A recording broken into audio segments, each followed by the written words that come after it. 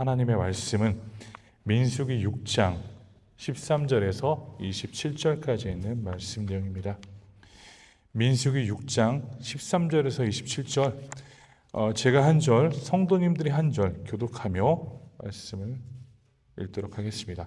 민수기 6장 13절에서 27절까지 있는 말씀 내용입니다.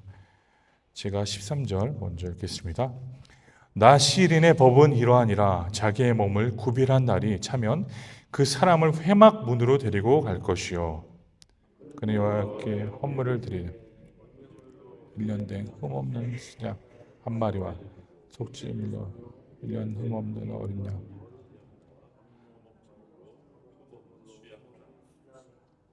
무교병 한 광주리와 고운 가루에 기름 섞은 과자들과 기름 바른 무교 전병들과 그 소제물과 제물들을 드릴 것이요,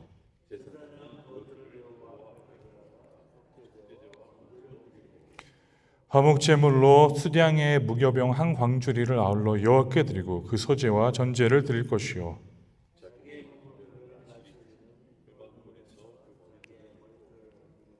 그것을 화목제물 밑에 있는 자기의 몸을 구별한 나시린이 그의 머리털을 민 후에 제사장이 삶은 수장의 어깨와 광주리 가운데 무교병 하나와 무교 전병 하나를 취하여 나시린의 두 손에 두고 흔든 가슴과 겉으로 없는 널쩍 다리를 지지게 다릴 것이다. 그 후에는 나시린이 포도주를 마실 수 있다. 이는 곧 서원한 나시린이 자기의 몸을 구별한 일로 말미암아 여호와께 헌물을 드림과 행할 법이며 이 외에도 힘이 미치는 대로 하려니와 그가 서원한 대로 자기의 몸을 구별하는 법을 따라 할 것이니라. 여호와께서 모세에게 말씀하여 이르시되 아론과 그의 아들들에게 말하여 이르기를 너희는 이스라엘 자손을 위하여 이렇게 축복하여 이르되 나는 네게 복을 주시고 너희를 지키시기를 원하며 여호와는 그의 얼굴을 내게 비추사 은혜 베푸시기를 원하며 여호와는 그 얼굴을 내게로 향하여 드사 평강 주시기를 원하노라 할지니라. 다 같이 읽겠습니다. 그들은 이같이 내 이름으로 이스라엘 자손에게 축복할지니 내가 그들에게 복을 주리라. 아멘. 우리가 보고 있는 이 말씀의 내용은 나시린에 대한 이야기들을 다루고 있습니다. 어제 말씀도 그렇고 오늘 말씀도 나시린이라는 사람들은 어떤 사람들일까요? 우리가 말씀을 보게 된다면 특정한 신앙적 서약을 지키는 사람들이다.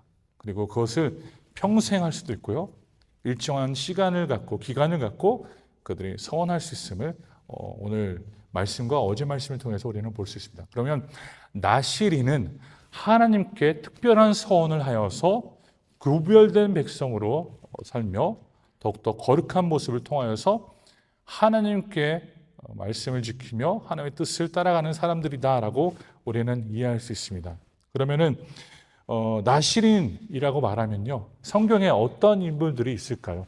성경에는요, 나시린으로 살아갔던 사람들 중에서 우리가 보면 구약 성경에는 삼손이라는 존재가 있습니다. 삼손이라는 존재가 있었고, 그래서 삼손은 그 말씀의 내용을 보면 머리를 자르지 않는 그러한 행위를 보이지 않습니까? 나시린의 모습입니다. 그리고 사무엘도 성경에 보면 나시린으로 살았습니다. 그리고 레갑 족속도 나시린으로 살았고요. 그리고 세례 요한도 나시린으로 살았습니다. 그 부모가 서원해서거나 그리고 자기 본인이 서원을 해서 특별한 소명과 특별한 사명을 갖고 구별된 삶을 사는 자들이 나시린이다라고 지금 말씀을 드리고 있는 중입니다. 나시린은 무엇을 피해야 될까요? 나시린은 어저께 말씀을 보았지만 포도주와 독주를 피해야 합니다. 포도주와 독주를 피해야 되고, 그리고 머리를 자르지 않습니다. 그러니까 서원한 그 모든 기간에는 내가 하나님 앞에 헌신하고 있다는 것을, 그리고 자신을 서원했다라는 의미로 머리를 자르지 않는 것이죠. 그리고 죽은 자와 접촉하지 않는 것입니다.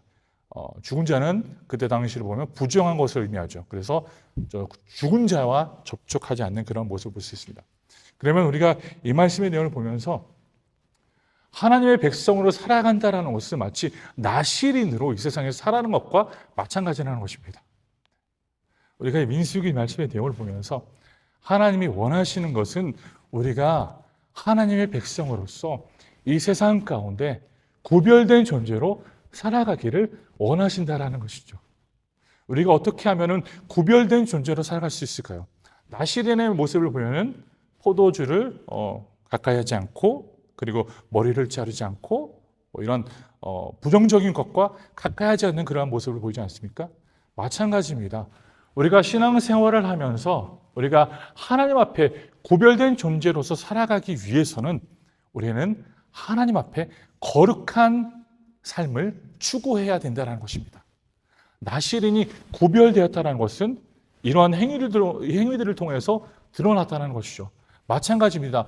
우리도 하나님 앞에 구별된 존재로 살기 위해서는요, 거룩한 삶을 살아야 된다는 것이죠. 즉, 세상과는 다른 가치관과 세상이 말하는, 생각하는 다른 방식으로 우리는 살아가는 존재들이기에 그것이 진정 하나님 앞에 구별된 백성이요, 그리고 나시린으로서 우리는 살아갈 수 있음을 말씀을 통해 우리는 볼 수 있습니다. 사랑하는 신앙교회 성도 여러분, 우리는 구별된 삶을 살아야 합니다. 세상 사람들과 동일한 가치관과 세상 사람들이 말하는 그런 행위에 젖어 사는 존재들이 아닙니다. 우리는 하나님 앞에 말씀을 사모하고 그 말씀을 따라서 순종하며 그 말씀을 지켜가며 우리는 구별됨을 드러낼 수 있다는 것입니다. 이 아침에도 우리 교회 성도님들이 이렇게 나오셨는데 왜 나왔을까요? 나는 이 세상과는 다르다라는 것을 보여주기 위해서 나온 것 아닙니까? 내가 의지하는 하나님이 계시기에 이 새벽에 나오는 것이죠. 그러한 의미가 없다면 이곳에 나오는 의미가 전혀 없습니다. 우리가 이곳에 나온 이유는 하나님께 나의 모든 간구와 모든 기도를 드리기 위해 나왔습니다. 그리고 여기 계시는 모든 분들은 나는 하나님의 백성임을 깨닫고 하나님이 없이는 내가 살아갈 수 없다는 것을 분명히 인식하고 있기에 이 시간 차량이 운행이 안 돼도 이 시간 나왔음을 저는 믿습니다. 사랑하는 신앙교회 성도 여러분, 우리는 하나님 앞에 그리고 이 세상 앞에 구별된 나시린처럼 살아야 합니다. 세상의 쾌락과 세상의 것들을 사랑하는 것이 아니라 우리는 하나님의 것들을 사모하며 하나님의 것들을 사랑하며 하나님의 말씀을 지키며 구별된 자의 모습을 드러내며 살아가는 것이 우리에게 마땅하다라는 것입니다. 오늘 말씀 내용은 나시린이 이제는 그 소원을 마무리하고 이제 그 소원을 마쳤을 때 해야 되는 나시린의 법칙이라는 내용을 다루고 있습니다. 우리가 이 말씀의 내용을 보면요, 나시린은 회막에 가서요 번제를 드려야 된다고 합니다. 번제의 의미가 무엇일까요? 번제는 헌신 아닙니까? 번제는요, 하나님께 드렸을 때 그 번제는 모두 태워야 됐습니다. 완전히 태워야 됐습니다. 그것을 어떤 의미로 우리가 이해하게 되냐면요, 즉 우리는 나시린은 다시 한번 그 헌신, 서원으로 말미암아 이제 모든 것들이 마쳤다라고 하지만 그것이 마친 것이 아니라 다시 한번 본인을 헌신하여서 하나님께 드린다라는 의미를 갖고 있다는 것입니다. 그러니까 나시린이 그 소원을 마쳤을 때 번제를 드려야 합니다. 번제를 드리는 이유는 다시 한번 나의 삶을 하나님께 헌신합니다라는 의미를 갖고 있다는 것이죠. 사랑하는 신앙교회 성도 여러분, 우리 장로님들 중에서도 우리 권사님들 중에서도 은퇴하신 권사님들이 계실 수 있고 은퇴하신 장로님이 계실 수 있겠지만 은퇴한다고 해서 끝난 것이 아닙니다. 번제를 보십시오. 번제를 드려서 내가 다시 한번 헌신한다라는 의미를 갖고 있다고 말씀드리지 않았습니까?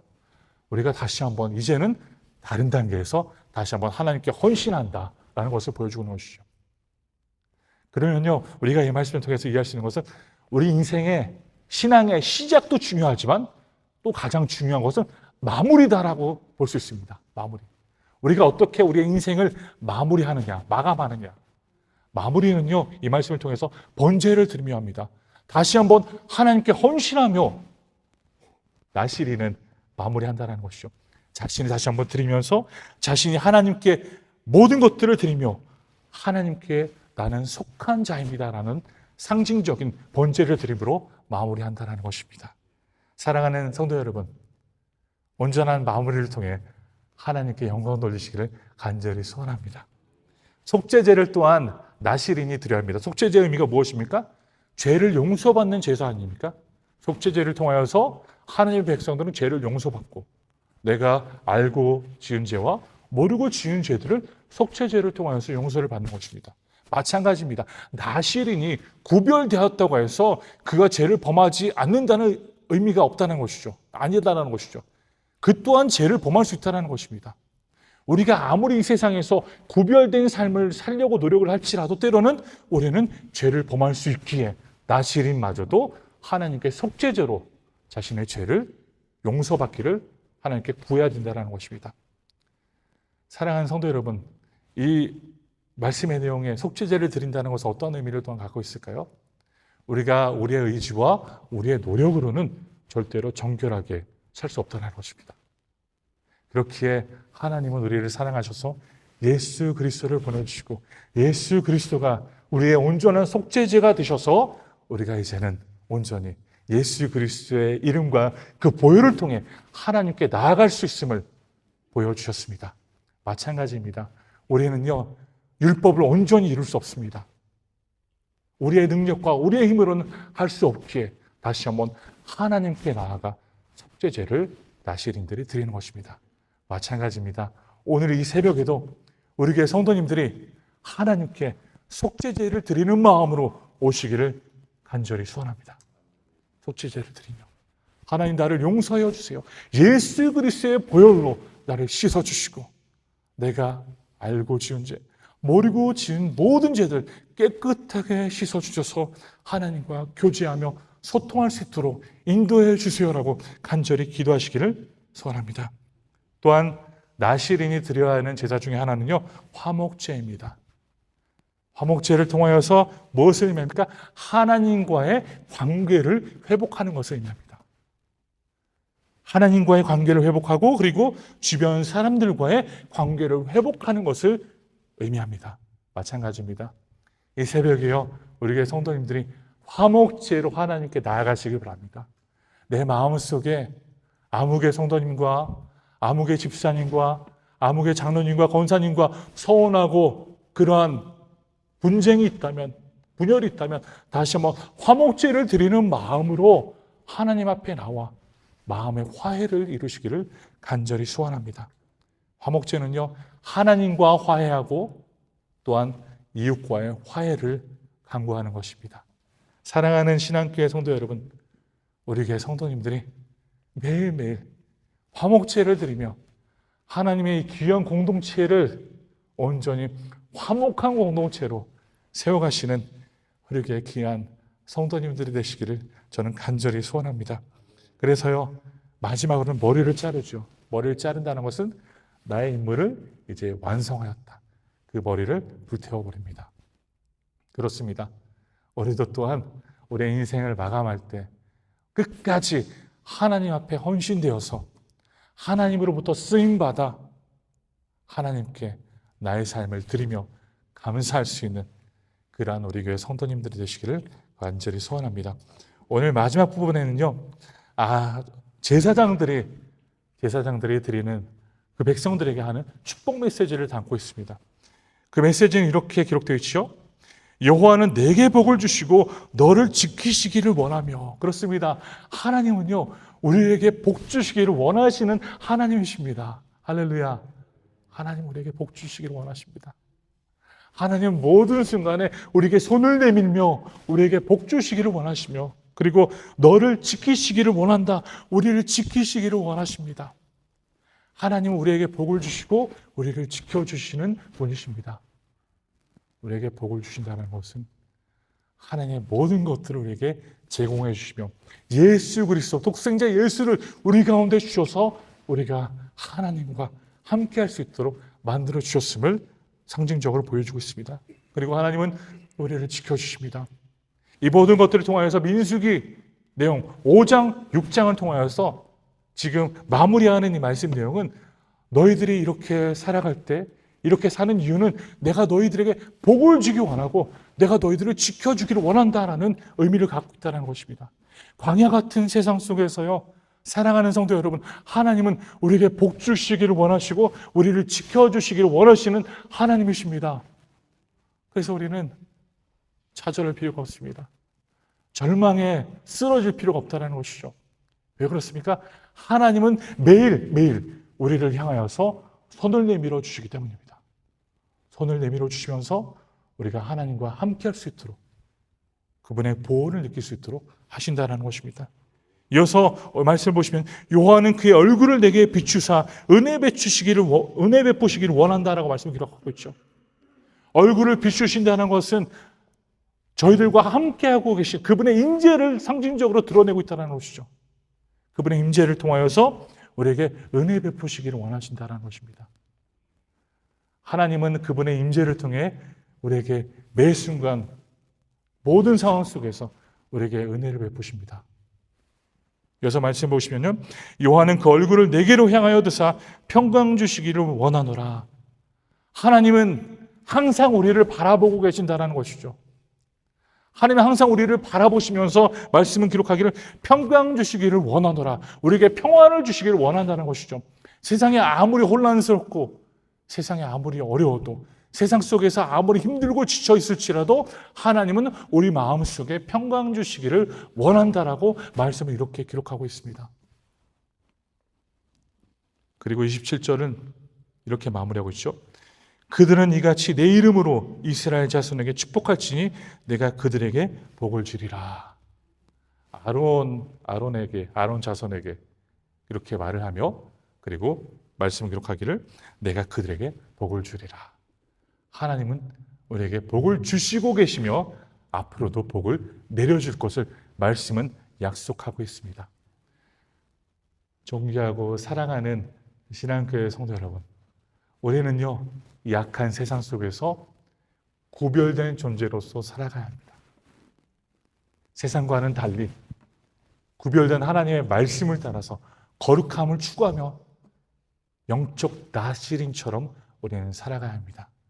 그리고 하나님이 그것을 통하여서 우리에게 축복 주시기를 원하신다는 것을 다시 한번 꼭 기억해야 합니다.